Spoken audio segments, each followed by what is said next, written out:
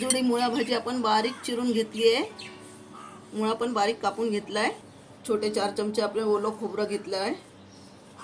2 मोठे कांदे बारीक चिरून घेतले, 3 मिरच्या चिरून घेतल्या बारीक, चवीनुसार मीठ, थोडंसं मीठ टाकून आपण ही मुळा भाजी चांगली मळून घेऊया।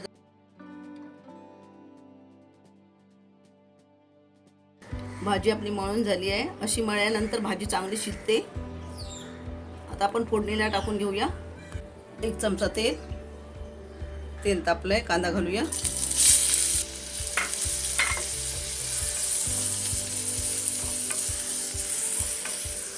चिमूटभर मीठ, गॅस फुल केलेला आहे। मिरची,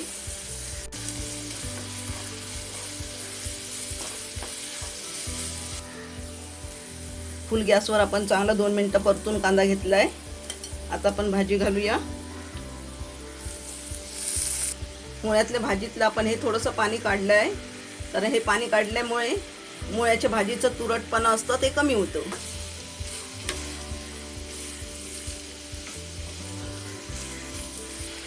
आता झाकण ठेवून देऊया। झाकण काढूया।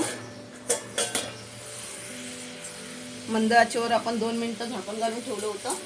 मीठ घालूया।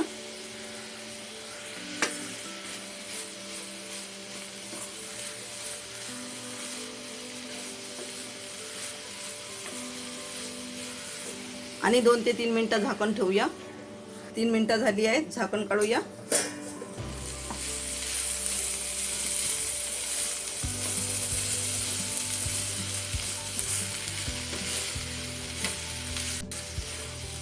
भाजी आपली चांगली शिजत आली आहे। खोबरं घालून घेऊया। चांगलं मिक्स करूया।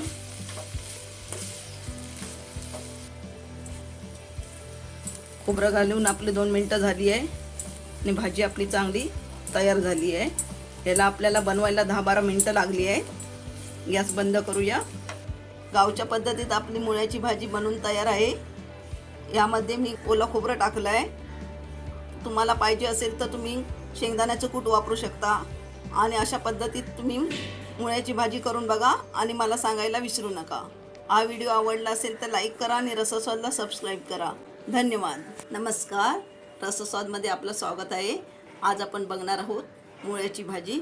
त्यासाठी लागणारे साहित्य बघूया।